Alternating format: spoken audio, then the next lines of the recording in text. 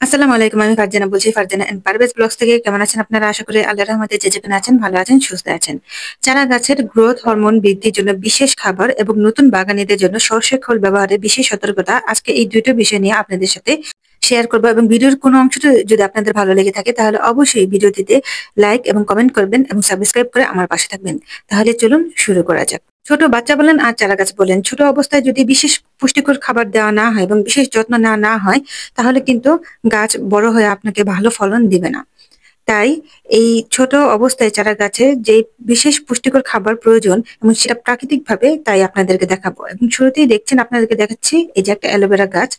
এই বিশেষ পুষ্টিকর খাবারের প্রধান উপাদান হচ্ছে এই অ্যালোভেরা, যেটা আমি আমার ছাদ বাগানের গাছ থেকে নিয়ে নিচ্ছি। এবং এটা দিয়ে কিভাবে এই চারা গাছের জন্য পুষ্টিকর ভাবে এবং গ্রোথ হরমোন বাড়ানোর জন্য যে এই খাবারটা তৈরি করবো, সেটাই আপনাদের সাথে শেয়ার করব। এই অ্যালোভেরা পাতার সাথে আরো কিছু বিশেষ উপাদান আছে, যা অবশ্যই এই মিশ্রণের সাথে অ্যাড করতে হবে। অ্যালোভেরা হলো নানান ভিটামিন ও খনিজের উৎস। এতে প্রায় 20 ধরনের খনিজ উপাদান রয়েছে এবং আরো রয়েছে অ্যামিনো অ্যাসিড, যা উদ্ভিদকে পুষ্টি দিতে পারে এবং মূলের বৃদ্ধিকে উদ্দীপিত করতে পারে এবং প্রাকৃতিক হরমোন বৃদ্ধির কাজ করে। অ্যালোভেরা গাছকে কিছু রোগ এবং কীটপতঙ্গ থেকে রক্ষা করতে পারে। সার হিসেবে অ্যালোভেরা ব্যবহার করা স্বাস্থ্যকর, উদ্ভিদ বৃদ্ধির জন্য টেকসই এবং কার্যকর উপায় বলা যেতে পারে। আরো রয়েছে আলুর খোসা। আলুর খোসা প্রচুর ফসফরাস এবং পটাশিয়ামের উৎস এবং এটি মাটির উর্বরতাকে বাড়াতে সাহায্য করে। এটি গাছের গ্রোথ হরমোন বৃদ্ধি এবং দ্রুত গাছের ফলন আসতেও সাহায্য করে। লাউয়ের খোসাতেও রয়েছে প্রচুর পরিমাণে উন্নত মানের ভিটামিন, ক্যালসিয়াম, ম্যাগনেসিয়াম, যা চারা গাছের গ্রোথ হরমোন বৃদ্ধিতেও আরেকটি বিশেষ উপাদান। এর সাথে মিক্স করতে হবে কিছুটা পরিমাণে হলুদ। হলুদটা আপনারা সবাই জানেন অ্যান্টিসেপটিক হিসেবে এবং কীট পতঙ্গের একটা কি বলে কীটনাশক হিসেবে কাজ করে। অ্যাড করতে হবে চা পাতা। চা পাতার মধ্যে রয়েছে অনুখাদ্য, যেটা চারা গাছ থেকে শুরু করে বড় গাছ সব গাছের জন্যই আমি মনে করি একটা অমৃত সার হিসেবে কাজ করে। তো এখন চলুন এই সব কয়টা উপাদানকে কিভাবে মিশাতে হবে তা আপনাদের সাথে শেয়ার করি। প্রথমে এখানে আমি 3 লিটারের মতো পানি নিয়ে নিয়েছি। এখন একে একে সবগুলো উপাদান আমি এখানে দিয়ে দিব। প্রথমে 2 চামচের মতো আমি হলুদ দিয়ে দিলাম। তারপরে এই হলুদটাকে একটু ভালোভাবে কিছুক্ষণ মিশিয়ে নিব। মিশানোর পরে এখানে বাকি সবগুলো উপাদান আমি দিয়ে দেব এবং অ্যালোভেরাটাকে ছোট ছোট টুকরা করে আমি এটার মধ্যে এই পানিতে দিয়ে দিব। তো এই প্রসেসিংটা হতে থাক, এর মধ্যে আপনাদের সাথে শেয়ার করি যে নতুন বাগানি যারা আছেন তারা সরিষা খৈলটা কিভাবে ব্যবহার করবেন। আসলে সরিষা খৈলটা গাছের জন্য খুবই উপকারী। এটি সম্পূর্ণ প্রাকৃতিক ও পরিবেশ বান্ধব জৈব সার। তবু এই সার ব্যবহারে যদি বিশেষ সতর্কতা অবলম্বন করা না হয়, তাহলে গাছের পাতা জ্বলে যেতে পারে বা গাছ নষ্ট অথবা মারাও যেতে পারে। তাই যারা সরিষা খৈলটা ব্যবহার করতে চান তাদের জন্য, বিশেষ করে নতুন বাগানীদের জন্য মোটামুটি ভাবে আমি কিছু সাবধানতা শেয়ার করছি, আশা করি কাজে লাগবে। তো প্রথমে এই সরিষা খৈল এই সারটা যখন প্রস্তুত করবেন, কোনোভাবেই সূর্যের আলোয় এই সার ব্যবহার করা যাবে না। তো ভোরের দিকে অথবা সন্ধ্যার আগ দিয়ে এই সারটা গাছে প্রয়োগ করবেন। দ্বিতীয়ত হলো, সার তৈরির সময় পাত্রের মুখ পুরোপুরি বন্ধ রাখবেন না। 1 সপ্তাহ অথবা সর্বোচ্চ 10 দিন এই সারের মিশ্রণটি একটা ছায়ায় এবং শুকনো জায়গায় রেখে দিবেন। এর থেকে বেশি দিন থাকলে মিশ্রণটি অ্যাসিডিক হয়ে যায় এবং যা গাছের জন্য ক্ষতিকর হতে পারে। 100 গ্রাম খৈল 1 থেকে 1.5 লিটার পানিতে ভিজিয়ে রাখবেন এবং 7 থেকে 10 দিন পর দেখবেন পানিটা হলদে সোনালী রঙের হয়ে গেছে এবং খৈলের পচা অংশ নিচে জমে গেছে। সাবধান, শুধু পানিটুকু সংগ্রহ করবেন এবং এর সাথে 1.5 গুণ পরিমাণে পানি মিশিয়ে নেবেন। আবারও বলছি, সার তৈরির প্রক্রিয়ায় কোনোভাবে পাত্রের মুখ পুরোপুরি বন্ধ রাখবেন না। এটা একটা মোটামুটি ভাবে সতর্কতা। যারা নতুন বাগানি তারা দয়া করে সরিষা খৈল সম্পর্কে ভালোভাবে রিসার্চ করে তারপরে সার হিসেবে এটিকে গাছে প্রয়োগ করবেন।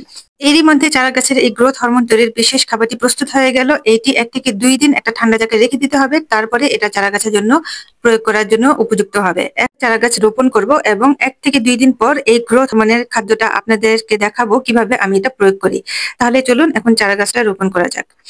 প্রথমে এটা একটা আমি বেগুন গাছের চারা লাগাবো। তো একটা টব নিয়ে নিচ্ছে এবং টবের ছিদ্রগুলোকে এভাবে একটু চারা দিয়ে ঢেকে দিলাম, যাতে মাটিগুলো পানির সাথে নিচ দিয়ে পড়ে না যায়। মাটি তৈরিটা আসলে এক একজনে এক এক রকম করে থাকে।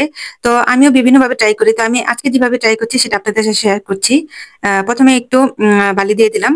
বালি দেওয়ার পরে যে মাটিটা আছে, যে মাটি দিব সেটার সাথে একটু চা পাতা, শুকনো ডিম একটু গুঁড়ো করে হাত দিয়ে গুঁড়ো করে নিয়ে এটাকে মিক্স করে তারপর টবের মধ্যে দিয়ে দেবো বালির উপরে। একটু হাত দিয়ে মিক্স করে নিলাম।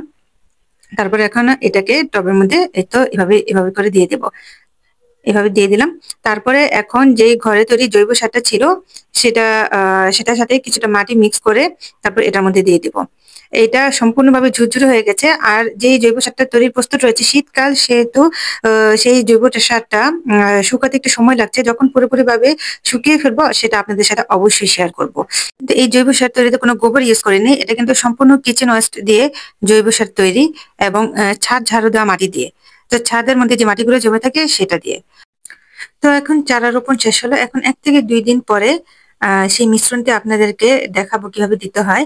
আর এখন একটু সামান্য পানি দিয়ে দিচ্ছি। চারা রোপণের পরে অবশ্যই কিছু পানি দিতে হবে চারার উপরে, এবং তার ১ থেকে ২ দিন পরে সার প্রয়োগ করবেন। চলে এলাম ১ থেকে ২ দিন পর। অবশ্য আমি ১ দিন পরে এসেছি। এই যে পানির কালারটা দেখছেন, একটু ব্রাউন কালার হয়ে গেছে, এরকম একটু ফেনা, ফেনা হয়েছে। এটা হওয়ার কারণ হচ্ছে অ্যালোভেরার যে জেলটা সেটার কারণে। দেখতেই পাচ্ছেন লাউ পাতাগুলো কিরকম একটু ব্রাউন কালার হয়েছে, মানে যত পুষ্টিগুণ আছে সবই এটার সাথে মিশে গেছে। এখন আসি এই বিশেষ খাবারের ব্যবহার বিধি সম্পর্কে। যেকোনো গাছের খাবার যখন দিবেন তখন অবশ্যই এটা হয়তো সকালের দিকে দিবেন, না হয় পড়ন্ত বিকেলে বা সন্ধ্যার আগে দিবেন। এটাই উত্তম সময় গাছকে খাবার দেওয়ার। আর এটা, এই দ্রবণটা আপনারা সরাসরি গাছে দিতে পারেন অথবা পানি মিক্স করেও দিতে পারেন, তাতে কোনো সমস্যা নেই। দ্রবণটা ছেঁকে তারপর আপনারা গাছে ব্যবহার করবেন। চাইলে আপনারা এটা স্প্রে বোতলে ভরে গাছের পাতায় স্প্রে করে দিতে পারেন, কারণ এটা একটা ভালো কীটনাশক হিসেবে কাজ করে, যেহেতু এটাতে হলুদ আছে। আপনারা জানেন হলুদ কীটনাশকের জন্য খুবই উপকারী একটা উপাদান। ২ থেকে ৩ দিন পর, পর ২৫০ ml করে আপনারা এই খাবারটা গাছে দিতে পারেন। এটা শুধু চারা গাছে না, অন্যান্য গাছেও আপনারা এই খাবারটা ব্যবহার করতে পারবেন। আশা করছি আমার এই ভিডিওটা কিছুটা হলেও আপনাদের উপকারে আসবে। আমি 100% কোনো গ্যারান্টি দিব না। কারণ একেকজনের গাছ রোপণের ধরন একেক রকম, মাটি একেক রকম থাকে। আসলে কখন কোন টিপস কার ক্ষেত্রে কাজে দিবে বা দিবে না সেটা আসলে বলা বড় মুশকিল। কিন্তু আমি চেষ্টা করেছি যাতে উপকার হয় আপনাদের, এরকমই কিছু টিপস দেওয়ার এবং এরকমই কিছু প্রসেস দেখানো। যদি এই ভিডিওটা আপনাদের আসলে উপকার হয়ে থাকে তাহলে আবারও রিকোয়েস্ট করে বলছি, লাইক, কমেন্ট এবং সাবস্ক্রাইব করবেন। বেল আইকনটি প্রেস করতে ভুলবেন না। ভালো থাকবেন। আল্লাহ হাফেজ।